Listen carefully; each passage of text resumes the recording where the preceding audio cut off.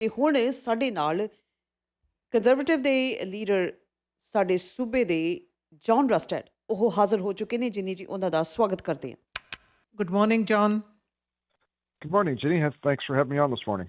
No, we want to hear from you. It's been a sort of a turbulent last few months as you went through your leadership review, traveling the province. So tell us what happened. Well, it was a very interesting process, and no political party has done what we did. It was probably the most open and transparent leadership review that has been done anywhere in the country.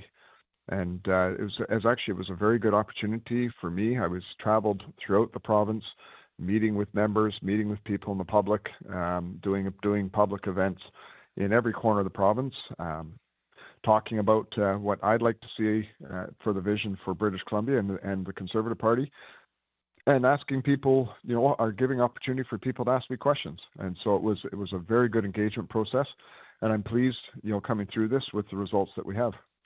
So 70.8%, I believe. So how does that feel? Well, I think it's good, especially given the some of the issues that went on. But I sort of looked at it and went, everybody, of course, would love 100%, but this is a strong mandate for us to go forward, continue with our common sense movement in this province to bring down this destructive NDP government. Well, John, yesterday you had good news in that your review gave you 70+%. At the same time, in your caucus, you also had a member you asked to leave the caucus. Why? It's interesting, and I didn't want to talk about the reasons why. Eleanor obviously has been an effective critic.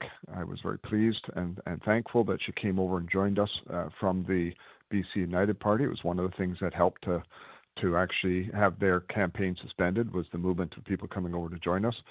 And, for that, I'm very thankful for what she's done. So I wasn't planning to talk about this at all, but I guess, she was just out in the media this morning saying that she had been calling around people in caucus trying to get people to sign a letter to ask me to resign. And I'm not sure how, as a leader, you carry forward with somebody in your caucus that does that. Very difficult times for you, John. You got, I would say, a solid 70%. And then on top of that, you're having to deal with some internal conflicts. Now, during your review process, you did travel the province. And as you traveled the province, what were the key issues you heard from people? The biggest thing I heard from people was a number of things, but it was enormous frustration with the current government. They can't get permits through the process. Frustration because of affordability and the crime and drugs on the streets. Small business, we're just struggling just to keep the door open. People are thinking about leaving this province. So there's a real lack of confidence in government and what's going on in British Columbia. And I'm hearing that, in spades, obviously, south of the Fraser as well. And people are looking for hope. They're looking for a vision for British Columbia that can be positive, that they can then look at and say, yes, I want to be able to stay in British Columbia and build a future.